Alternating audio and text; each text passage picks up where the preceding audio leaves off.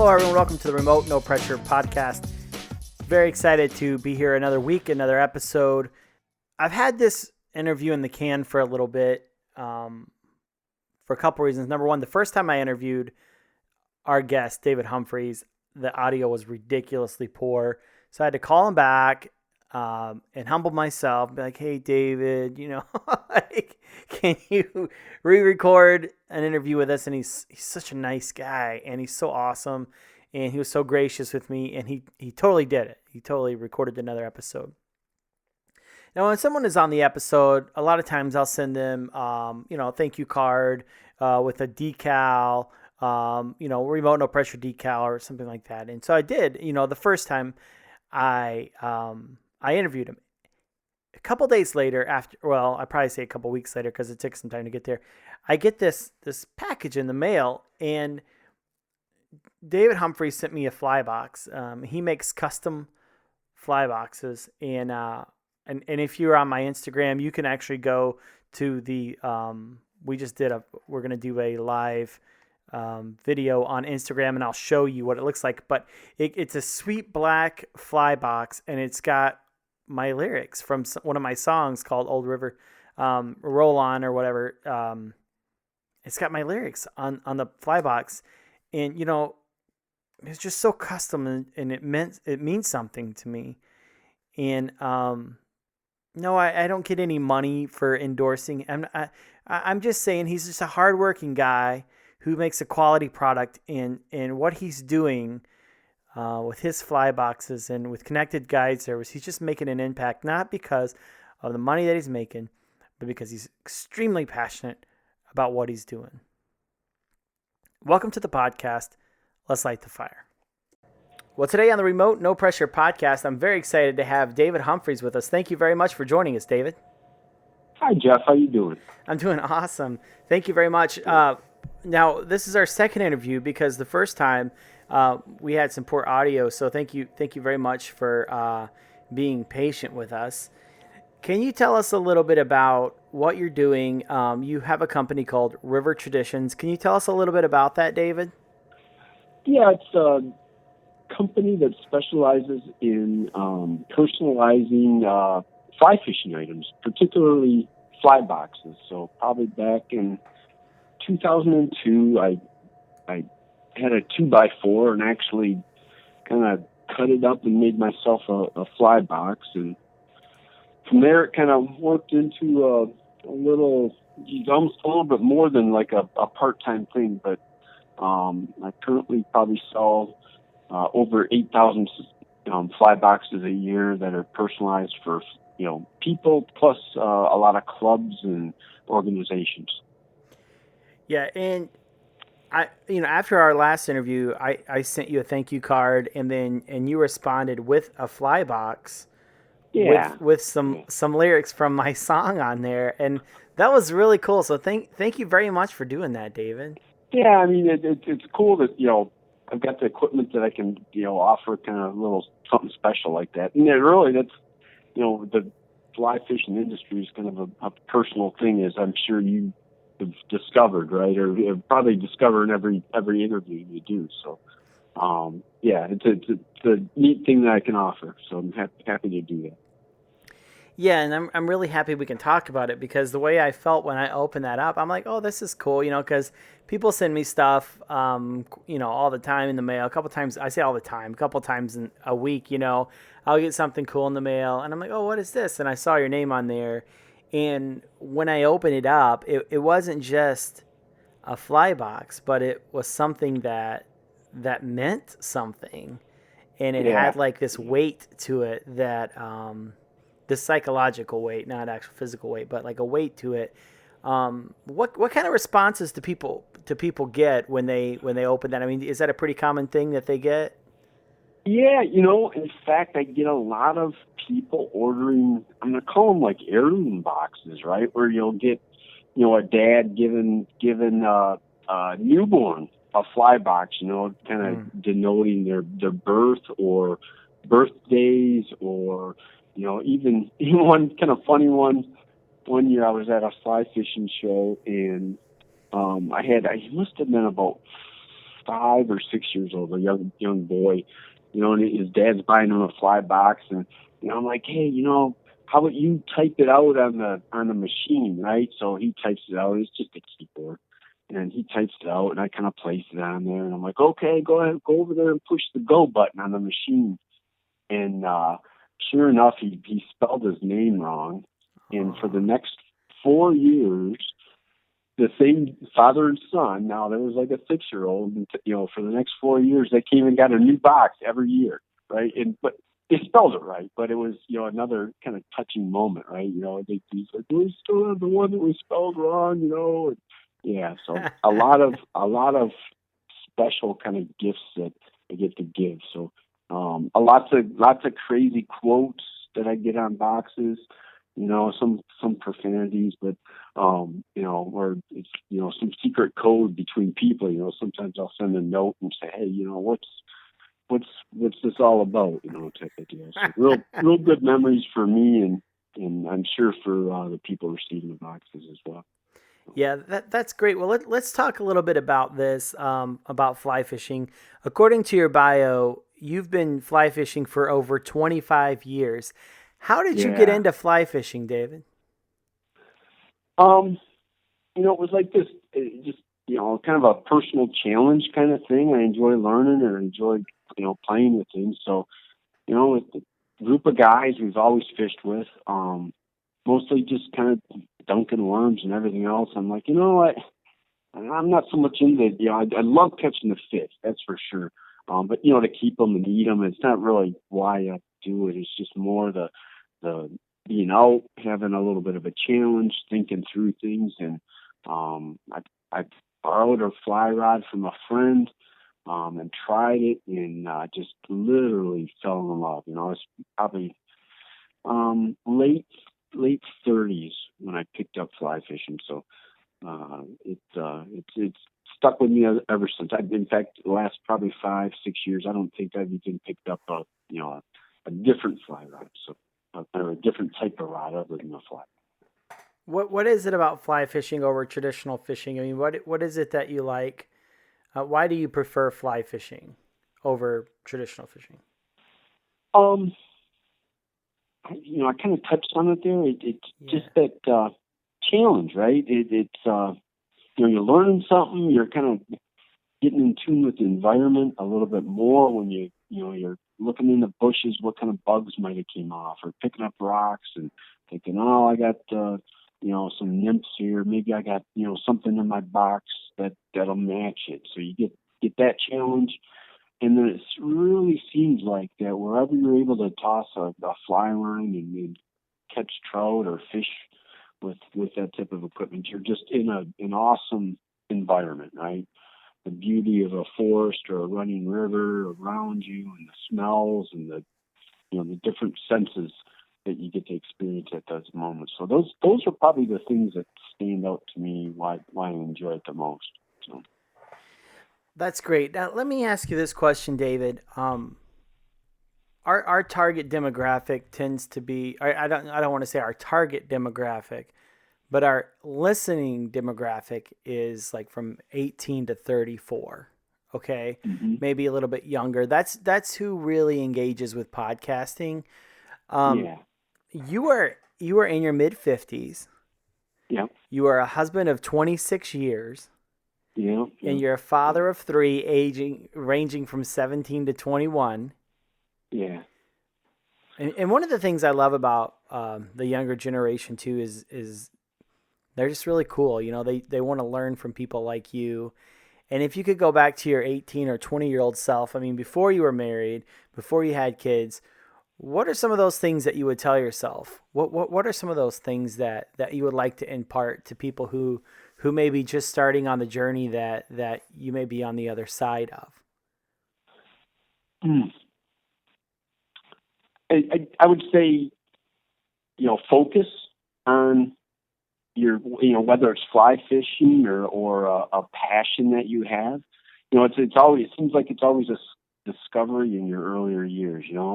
For me, it was, motorcycles are mixed in there and fly fishing in travel and snowmobiling and a whole bunch of other things. But somewhere along the line, I kind of hunting was in there. I was able to kind of take a step back and say, well, what do I really want to focus on? What do I want to just enjoy, right?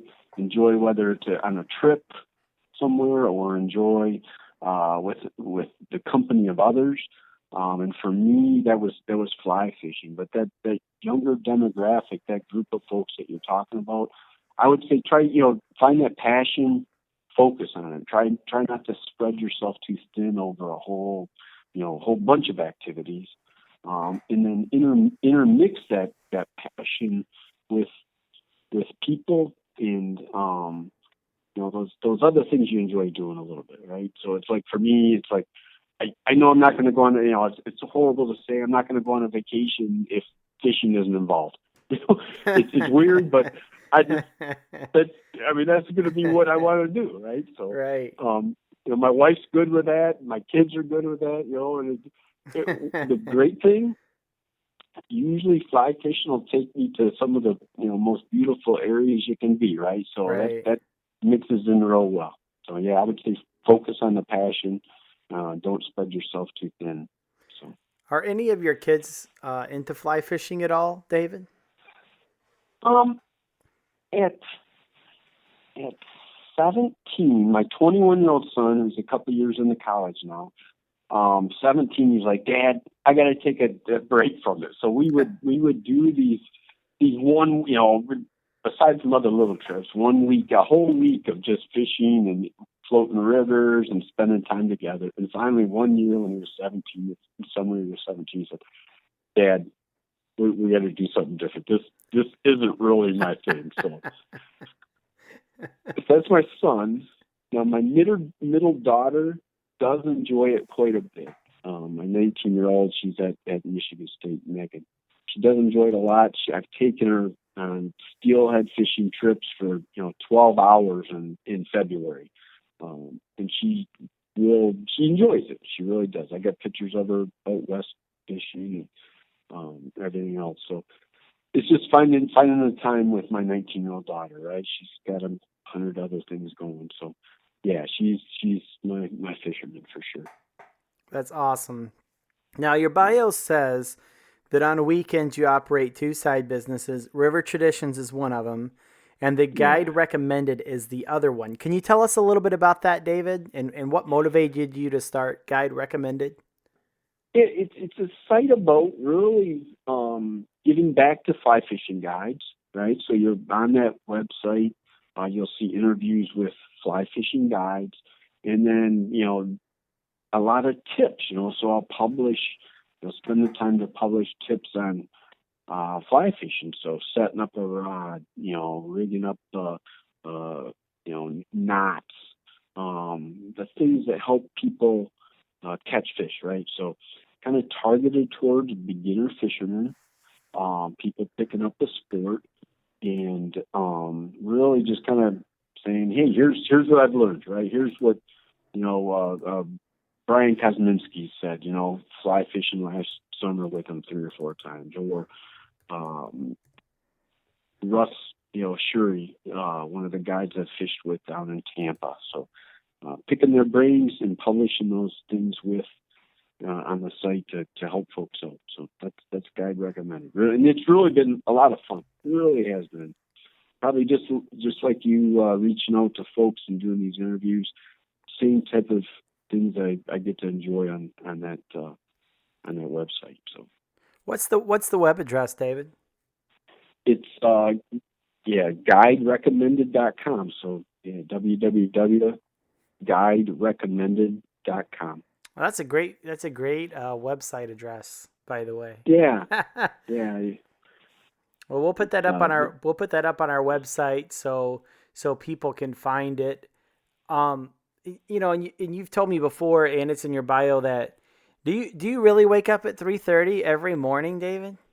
Yeah, before 4:00. So 3:30, 4:00. Today was a little bit later, but I was actually out in the shop working tonight. So I've got a day job. So 9 to 5, I'm making car parts. But early in the morning, in the evenings, mostly in the mornings, because I really find it's my favorite time. Mm-hmm. I'll get up and fill orders. Like this morning, there's a club in Pennsylvania. They got an order for a banquet coming up, so I was making fly boxes this morning. So. Wow, that's great. So when do you sleep? Usually, I'm usually in bed right about now, so it's getting close to 9. So I'm usually winding down for the evening. So, but yeah, I love the mornings. I love I do some devotions with my wife and look at orders and do some exercise and I really love the morning. So I hate to say it this way, but I really like investing my best time of my day on fly fishing stuff. So that's why I do it then. That's awesome. It also said you've built some fly rods. Are you still building fly rods, or is that a side hobby? I mean, I did. I'm busy, but yeah, I've built four rods in 2017. So not a whole lot, but in total, probably 25, 28 fly rods I've built. Again, kind of back to that instructional stuff. I actually, have a little website around that. Just free instruction on building fly rods. Yeah, and kind of a YouTube thing. It's kind of a more visual type of thing. So yeah, it's howtobuildaflyrod.com. So. Wow, you got some great great domain names. I did, and the fly fishing stuff too has just been a passion for me.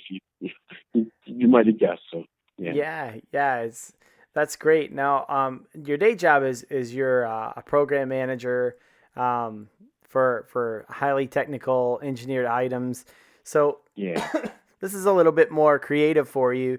The fly fishing thing, is this kind of like your outlet, or do you see this as a very process oriented like a job? Oh, the fly fishing stuff is definitely a passion and an outlet. I mean, like you had mentioned, I'm in my mid-50s. My career is kind of it's not bad. I mean, it's provided wonderful things for my family. A nice home, my kids are in colleges and all that good stuff. So it has provided very well. But the real call to love, the passion, is obviously my faith and my family, but also this fishing thing, right? Mm-hmm. It's just to be able, even if it being a part-time thing, it's something where I'm able to say I can, I'm doing, actually doing something that I love, right? I'm not thinking about it. I actually get to touch it and do it and meet the people and sell some things and cast a line too, get out there and do that fishing. So. Tell me about some of the people that you've met along the way, some of the people that you've met in the fly business. What's a funny one? I met, this is conversational, but, Henry Winkler, a couple, I don't know, I'm going to say maybe 6-7 years ago, it was a pretty simple book that he published, kind of pictures and talked about fly fishing, right? It was about, how fly fishing is his 3-week kind of passion. He, goes out west to a lodge and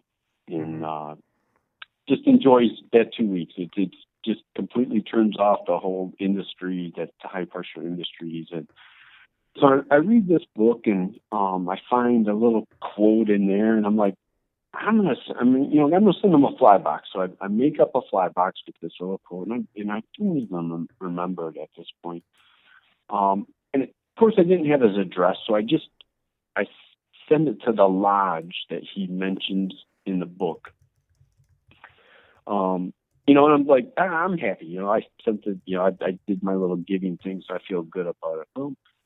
Well, 2 weeks go by, and my family were actually vacationing.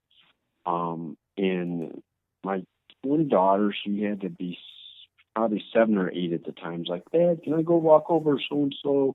I'm like, just stay in sight, but here, take my phone.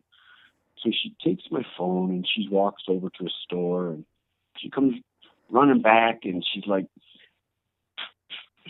Fred Zinkler or something like that. Fred Zinkler's on the phone. He wants to talk to you. And I'm like, Fred Zinkler? Who's that? He's like, Fred Zinkler. So I pick up the phone, and it is Henry Winkler. So he's calling to just say thanks. He received the box. How I don't know, but he got from the lodge to forward it on to him, and he actually received it, and we got a chance to talk for a couple of minutes. So yeah, I talked to Henry Winkler. So that was a fun experience that I had. So. Yeah, that's pretty cool.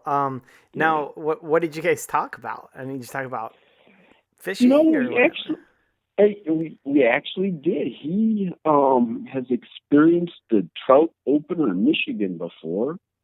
So he was telling me he had heard about this this mass of people that go out and fish on that first Saturday in April that we have the opener, and experience that.